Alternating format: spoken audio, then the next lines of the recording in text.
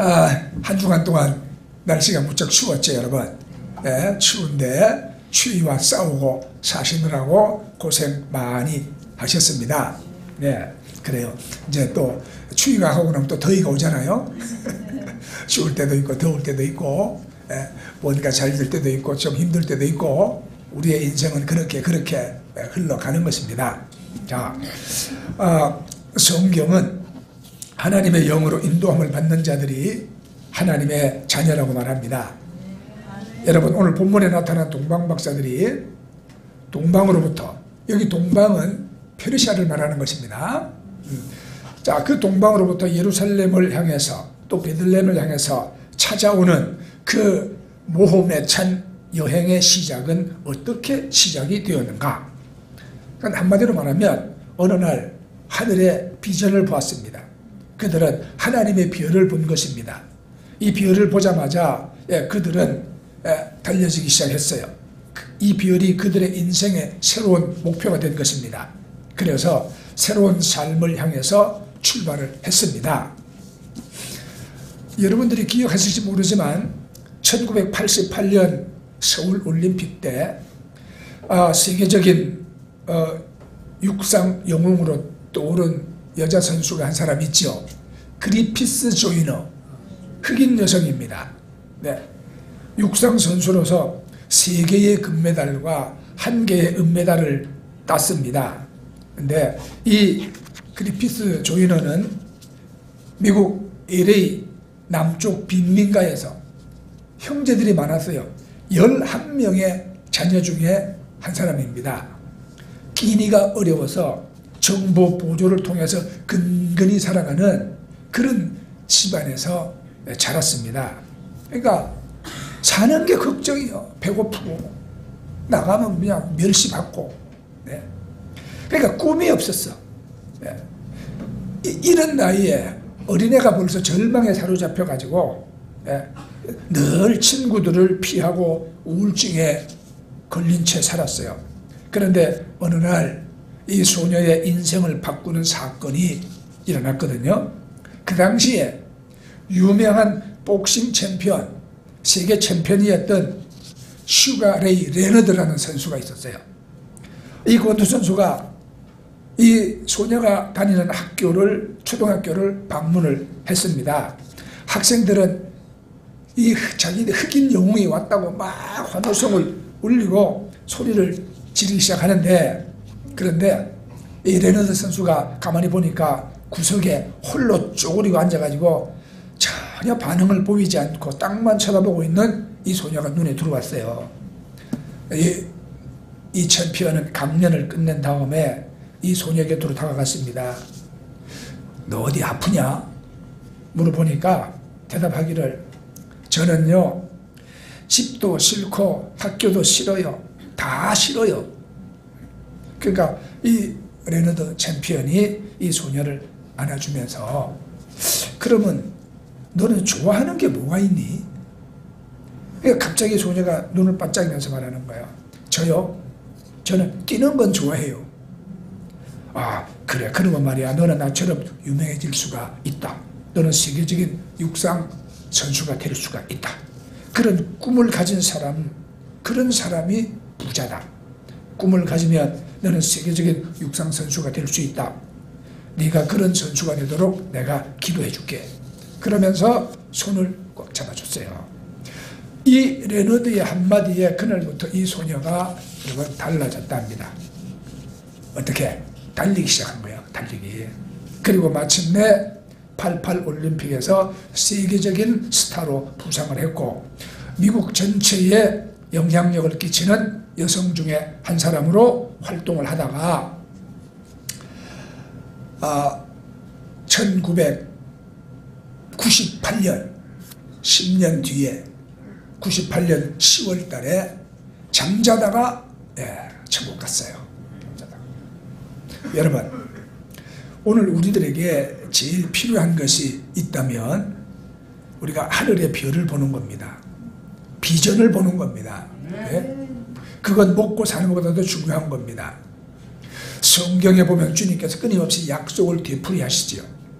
자, 말세에 내가 나의 종들에게 성령을 부어주리니 그러면 젊은이들은 환상을 볼 것이요 늙은이들은 꿈을 꾸리라. 네. 꿈을 주시는 하나님, 비전을 주시는 하나님, 우리가 하나님의 인도를 받는 삶을 살기를 원한다면 우리가 먼저 이 비전을 봐야 돼요. 이 비전을 보는 순간 우리는 하나님의 인도를 우리는 기대하며 살 수 있는 것입니다. 그러면 두 번째 중요한 것은 우리가 이제 주의 말씀을 의지하는 것을 배워야 합니다. 자, 오늘 우리 성경 본문에 동방 박사들이 나왔죠. 그럼 이 동방의 박사들이 어떻게 해서 주께서 하늘에서 보여주는 이 별이 메시아 탄생의 별인 것을 알게 되었을까? 여러분, 먼 나라 이국의 포로로 갔다가 남의 꿈 한번 풀어주고 출세한 유명한 사람이 있죠. 누굽니까? 두 사람, 요셉과 다니엘이잖아요. 요셉과 다니엘.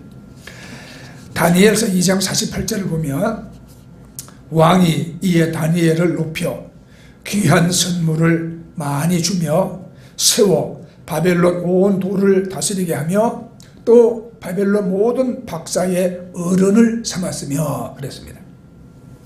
다니엘이 왕의 꿈을 해몽해 줬어요.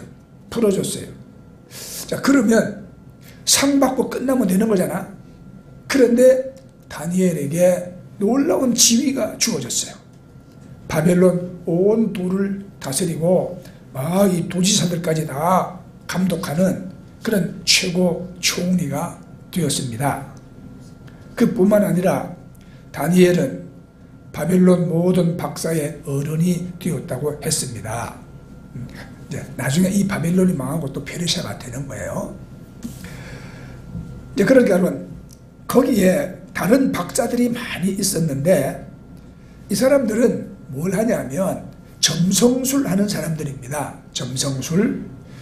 그 중에 우두머리가 되었어요. 리더가. 그 당시에 이런 점성술사는 아주 엘리트들입니다. 공부를 많이 한, 존경을 받았고 사회적 지위가 주어졌습니다. 그런데 그들이 도무지 풀 수 없었던 왕의 꿈을 다니엘이 풀었습니다. 그리고 이 박사들의 리더가 됐어요. 그래서 다니엘을 통해서 바벨론에 이제 성경이 알려지는 거예요. 성경이. 하나님의 말씀이 퍼지기 시작하고 이 박사들이 자연스럽게 이제 성경을 접하면서 그들이 성경에 기록된 중요한 예언 하나를 주목했을 것입니다. 민수기 24장 17절에 한 별이 야곱에게서 나오리라. 이스라엘을 구출하고 온 세계의 소망이 되기 위한 구세주 메시아가 이스라엘 민족 가운데서 나오는데 그의 탄생을 알리는 별이 어느 날 출현할 것이다. 자, 박사들은 이 말씀을 알았을 것입니다. 그리고 동방의 박사들은 하늘의 천체의 움직임을 주목하고 있었는데 어느 날 드디어 이상한 별 하나가 나타났대요. 이건 하나님의 기적으로 나타난 별입니다. 강력한 빛을 발하면서 하늘에 혜성같이 등장한 이 별을 보는 순간 직감적으로 이 박사들은 메시아다, 메시아가 오셨다는 것을 알았어요. 그리고 이제 그들은 여행을 떠나기 시작합니다. 그런데 여기까지 여러분이 잘 알아요. 근데 그 다음부터 오해하는 부분이 있거든요. 동방 박사들이 이 별이 나타난 다음에 그 별이 계속적으로 박사들의 걸음을 인도해서 박사들이 사막을 건너고 강을 건너고 들을 지나서 별을 따라 드디어 예루살렘까지 왔다, 이렇게 생각합니다. 그러나 전혀 그렇지 않습니다. 성경을 보면 이 별이 나타난 것은 사실입니다. 그런데 그 별이 아마도 사라졌을 거예요. 박사들은 단지 이 별의 출현을 통해서 메시아가 오셨다는 것과 그분은 당연히 이스라엘 땅에서 나셨을 것이므로 이스라엘의 수도인 예루살렘을 찾아온 것입니다. 그럼 예루살렘까지 오는 동안에 별을 보고 찾아온 게 아니라 그들은 하나님의 약속의 말씀을 붙들고 이 말씀의 주인공이 당연히 있어야 할 이스라엘을 향해서 찾아온 것입니다. 이게. 그리고 이제 유대인의 왕이 어디에 나셨습니까? 우리 인류의 소망이 될 메시아는 어디서 나셨습니까? 사람들에게 묻습니다. 그래서 제사장들과 서기관들의 그 도움을 통해서 성경에 의하면 그분은 베들레헴에서 탄생한다는 것을 알고는 예루살렘에서 베들레헴으로 가는데 갑자기 동방에서 보았던 그 별이 다시 나타났어요. 마태복음 2장 9절에 나와 있잖아요. 박사들이 왕의 말을 듣고 갈새 동방에서 보던 그 별이 문득 앞서 인도하여 가다가 악이 있는 곳 위에 머물러 섰는지라. 여기 9절에 동방에서 보던 이 말은 과거 시제입니다. 과거 시제. 메시아의 탄생을 알리기 위해서 기적적으로 출현했던, 동방에서 이미 보았던 그 별이 도대체 베들레헴이 어디 계실까 당황하며 찾아가던 그들에게 갑자기 다시 나타났다 이 말입니다. 얼마나 감격했을까요? 그래서 성경에 그 다음 절 10절을 읽어보면 저희가 별을 보고 가장 크게 기뻐하더라. 여러분 생각해 보세요. 별 따라 계속 왔다면 이제 와서 뭐 놀랄 필요가 뭐 있습니까? 그렇죠? 그런데 동방에서 보았던 그 별이 베들레헴 상공에 갑자기 다시 나타나서 강렬한 빛을 발하기 시작합니다. 이게 얼마나 큰 기쁨이고 감격이었을까. 네, 이 박사들은 그래서 놀랐습니다. 근데 여기서 우리가 알아야 할 사실이 있지요.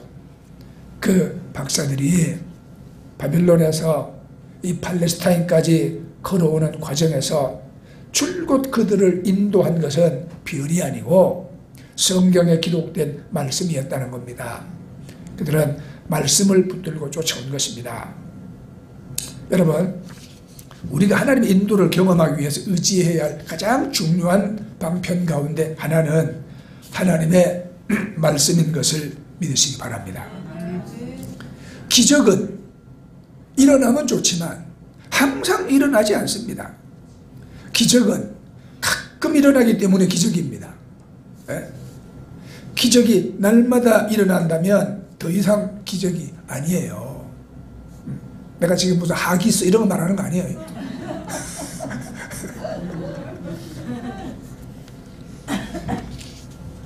여러분, 기적이 없을 때 어떻게 하겠습니까? 또 마트가 사지요 그러면. 우리가 인생을 살다 보면 우리 신앙인들의 생애 속에 어느 날 참 놀라운 우리가 기적을 처음 하는 날이 있을 수도 있어요. 막 갑자기 눈이 열립니다. 삶의 길이 환해집니다. 하나님의 능력을 체험합니다. 놀라운 도우심을 우리가 경험하기도 해요. 그런데 이런 기적이 항상 일어나는 것은 아닙니다. 그러면 하나님의 기적이 그쳐버린 밤에 내 삶이 캄캄한 어둠의 들판을 헤매는 이 고독한 밤중에, 기적이 없는 밤중에 뭘 의지하겠습니까? 그때도 우리가 의지할 것은 하나님 말씀입니다. 여기 우리 신앙의 중요성이 있는 거예요. 신앙의 근거는 언제나 여러분 말씀입니다. 우리는 그래서 성경에 기록된 말씀을 붙들고 그 하나님 말씀을 신뢰하고 우리가 걸어가는 겁니다. 믿음은 들음에서 나며 들음은 무엇으로 말미암았습니까? 그리스도의 말씀, 하나님 말씀을 근거로 하는 겁니다. 그래서 여러분 기적이 없다고 절망하지 마세요. 내 삶 속에 기적이 일어나지 않는다고 여러분 단념하지도 마세요. 어두운 밤중에 기적이 없는 어두운 밤에도 하나님의 말씀을 여러분 붙드세요. 성경이 메시아가 이스라엘에서 탄생하리라고 말씀하셨다. 그러므로 그분은 이스라엘 땅 어딘가에 나셨을 것이다. 이 말씀을 붙들고 사막을 건너고 강을 건너고 들을 건너던 동방 박사들을 믿음처럼 내 인생이 사막을 헤맬 때, 내 인생이 캄캄한 어둠을 헤맬 때, 내 머리 위에 기적의 별이 나타나지 아니해도 여러분들은 절망하지 말고 하나님의 말씀을 붙드시기 바랍니다. 그 말씀을 의지하고 걸어가시기를 바랍니다. 자, 세 번째, 하나님의 인도를 경험하기 위해서 우리가 주님을 예배하는 사람이 되어야 하는 것입니다. 여러분, 하나님의 인도함을 받는다, 이 말을 들을 때 여러분 뭐가 느껴집니까? 뭐가 가장 커다란 관심이 됩니까? 가령 여러분들이 내가 지금 사업이 막 어려움을 당하고 있기 때문에 하나님의 내가 인도를 받아야겠다, 이제 기도합니다. 하나님, 제 사업을 인도해 주세요. 기도했어요. 그 다음에 내 머릿속을 지배하는 생각은 어떤 생각이 있습니까? 하나님이 나를 어떻게 도와주실까? 그 부분에 관심을 갖게 되는 것은 당연한 일이잖아요. 또 혼자 사는 올드미스가 결혼을 위해서 인도함을 받고 싶어 합니다. 하나님, 인도해 주십시오. 뭘? 좋은 남자를 인도해 주십시오. 하나님께 기도했어요. 그 다음에는 자연스럽게 뭘 생각할까요? 자연스럽게 이 남자일까 저 남자일까, 내 님은 김씨일까 이씨일까, 그죠? 내 님은 누구실까, 어디 계실까, 무엇을 하고 계실까, 만나보고 싶네. 그런데 여러분, 이런 생각이 우리를 지배하는 건 당연한 것이죠. 그런데 우리가 하나님의 인도를 경험하고자 할 때 가장 주목해야 할 중요한 사실이 있습니다. 이 동방의 박사들은 이 땅에 오신 메시아를 만남으로 그들이 막 유명해지고 출세할 것, 그런 데 관심이 있지 않았어요. 그들이 지금 여기 예루살렘까지 멀고 먼 길을 찾아왔던 목표가 뭐라고 말하고 있습니까? 2절을 다시 한번 보세요. 유대인의 왕으로 나신 이가 어디 계시뇨? 우리가 동방에서 그의 별을 보고 그에게 뭐하러? 경배하러 왔노라. 예. 메시아가 나신 그 순간에 이 동방 박사들을 지배한 가장 큰 생각은 바로 그거요. 그분을 우리가 경배해야 되겠다. 예? 그분이 어떤 분일까? 예? 우리의 소망이신 메시아, 그분 앞에 엎드려서 그분을 경배하고 싶다. 그들은 이 경배의 소원, 경배의 열망을 가지고 찾아온 것입니다. 그리고 하나님은 그 열망을 기뻐하시고 하늘의 비유를 통해서 그들을 마침내 이 땅에 오신 하나님 앞으로 인도하시는 겁니다. 이 메시아를 만나는 감격의 장면을 오늘 본문은 어떻게 기록하고 있는가? 11절을 보세요. 집에 들어가 아기와 그 모친 마리아에 함께 있는 것을 보고 엎드려 아기께 경배하고 보배합을 열어 황금과 유향과 모략을 예물로 드리니라. 아멘. 집에 들어가서 이 동방의 박사들은 맨 먼저 무슨 일을 했습니까? 아기를 덮어갖고는 어이구 잘생겼네, 어이구 장군감이네, 그렇게 한 게 아니죠, 그죠? 예. 자, 박사들은 아기께 경배하고 그랬어. 여기 우리가 주목할 게 있어요. 박사들, 네, 박사들을 인도하기 위해서 하나님은 별을 쓰셨습니다. 그러나 하나님이 쓰신 이 별이 경배의 대상이 되면 별은 그 순간부터 우상이 되는 겁니다. 하나님은 예수님을 이 땅에 보내기 위해서 마리아라는 여성을 쓰셨습니다. 그러나 마리아는 경배의 대상이 아닙니다. 그래서 여러분 이 말씀을 주목해 보세요. 11절에 보면 아기 예수가 있는 집에 들어가서 박사들은 누구를 경배했습니까? 그렇죠, 아기께. 그 옆에 누가 있었어요? 모친 마리아가 함께 있는 걸 보았잖아요. 그러나 경배의 대상은 한 분입니다. 누굽니까? 아기께 경배하고. 이렇게 해서 이 아기가 경배의, 여러분 경배를 받으시는 그 경배의 대상이라고 우리에게 알려주는 거예요. 이 아기가 바로 육신을 입고 이 땅에 오신 하나님, 인간을 위해서 오신 하나님, 바로 그 하나님 앞에 엎드려서 경배하는 것입니다. 그러면 경배의 초점은 뭘까요? 경배는 드리는 겁니다. 받는 게 아니에요. 사람들은 예배를 생각할 때 예배를 통해서 내가 막 그냥 축복을 받아야지 생각합니다. 축복이 없다는 얘기가 아닙니다. 축복이 있습니다. 그러나 그것을 우선한다면 그건 예배 정신의 타락입니다. 가장 중요한 것은 주님이 예배의 관심사가 되어야 하는 것입니다. 사랑하는 주님, 나를 구원하신 주님, 그분 앞에 내가 사랑을 드립니다. 감사를 드립니다. 찬양을 드립니다. 기도를 드립니다. 헌금을 드립니다. 예배 정신의 핵심은 이렇게 드리는 거잖아요. 드리는 거. 박사들은 받는 거에 관심이 있지 아니었습니다. 예, 드리고자 했습니다. 뭘 드렸습니까?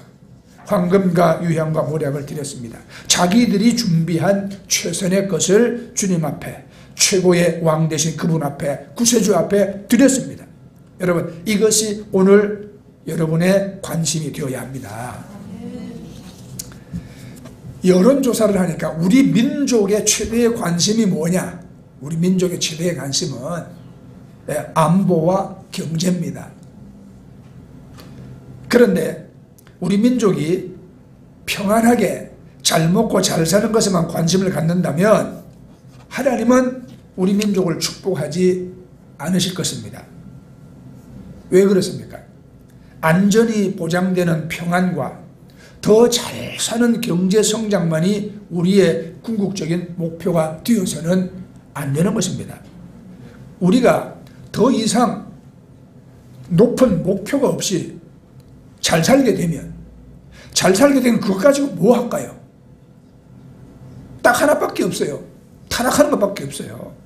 교만과 음란과 방탕, 그것이 지금 우리가 보는 대한민국의 모습입니다.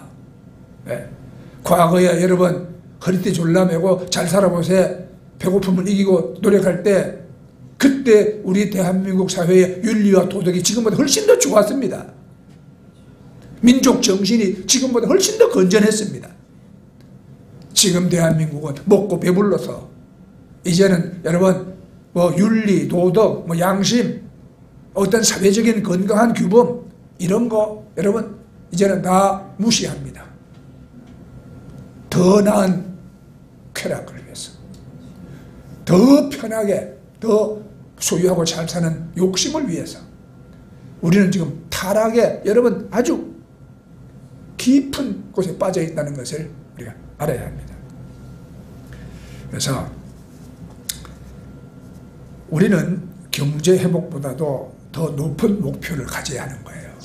네, 사람이 사람답게 사는 목표. 네, 양심 바르게. 우리가 그래서 역사의 주인이신 하나님을 알고 살아계신 하나님 앞에 엎드려서 우리가 경배하며 그 하나님을 영화롭게 하고 하나님과 이웃들을 사랑하고 섬기고 세계 열방들을 우리가 섬기는 참 우리가 겸허한 민족, 잘 살게 된 그 축복을 가지고 나만 위해서 사는 것이 아니라 주변의 이웃들을 도와주고 그들을 겸손히 섬기는 더 높은 꿈이 없다면 이 축복은 다 허상입니다. 사람들은 말이에요. 내 것 가지고 내 뜻대로 하는데 뭐가 어때? 그러죠. 이런 삶의 자세는 곧 축복을 상실합니다. 더 이상의 축복이 없습니다. 그것은 축복이 아니라 이제 저주를 불러옵니다. 여러분, 주께서 우리를 인도하실 때에 우리에게 주시는 그 축복 자체보다도 더 중요한 것은 그 주님에 대한 관심입니다. 하나님이 우리를 인도하실 때 그분은 먼저 우리를 하나님 자신에게로 인도하시는데 드디어 박사들을 아기로 오신 예수님 앞에 인도를 하셨어요. 그리고 엎드리는 순간에 주님은 얼마나 기뻐하셨을까. 그리고 이제 보너스 축복이 시작되는 겁니다. 2절을 보세요. 꿈에 헤로데게로 돌아가지 말라 지시하심을 받아 다른 길로 고국에 돌아가니라. 여기 이제 12절인가요? 12절. 아기 예수를 경배한 다음에 그날 밤 하나님은 그들에게 역사하셨습니다. 그래서 계시를 주십니다. 예루살렘으로 다 돌아가지 마라. 헤롯을 만나지 마라. 다른 길로 내 고국으로 돌아가라. 하나님의 특별한 인도가 있었습니다. 여러분 예루살렘으로 돌아가면 어떻게 되겠습니까? 예루살렘으로 가면 헤롯은 서둘러 예수를 만난 이 박사들과 그리고 이제 모든 아기들을 죽이는 일을 시작했을 것입니다. 그러나 하나님을 경배했던 그들에게 하나님은 아주 특별한 계획을 준비하시고 그들을 인도하셨지요. 네. 예배의 보너스에는 하나님의 인도가 있다는 사실입니다. 하나님의 인도. 살아계신 하나님 예배하는 자, 내 삶의 주인이 되시는 하나님 앞에 우리가 겸손히 엎드려서 경배하는 자들에게 하나님은 인생의 새 길을 인도하시는 것입니다. 우리 인생의 미래를 인도하실 그 하나님을 여러분 신뢰하시기를 바랍니다. 예, 주님께서 여러분 개개인의 앞날을 하나님 인도하실 것입니다. 예, 그 성경에 여호와는 나의 목자시니 내게 부족함이 없도다. 그가 나를 푸른 초장과 쉴만한 물가로 인도하시는도다. 믿습니까 여러분? 그래서 우리는 하나님 앞에 엎드리는 겁니다. 왕 중에 왕이신 하나님, 우리를 구원하시기 위해서 자신을 비우시고 이 땅에 오신 그 주님, 우리의 죄를 담당하시고 십자가에서 보배로운 피를 흘리시고 장사한 지 사흘 만에 부활하신 그 생명의 주님, 구원의 주님, 그 주님 앞에 엎드려서 내 최선의 사랑을 드리고 감사를 드리고 우리가 경배를 드립니다. 이 예배를 우리가 배울 때, 그리고 이 예배를 우리가 배우는 성탄이 될 때에 우리에게는 새로운 하나님의 인도가 함께 하실 것을 믿으시기 바랍니다. 아멘. 네. 자, 우리 찬송합시다.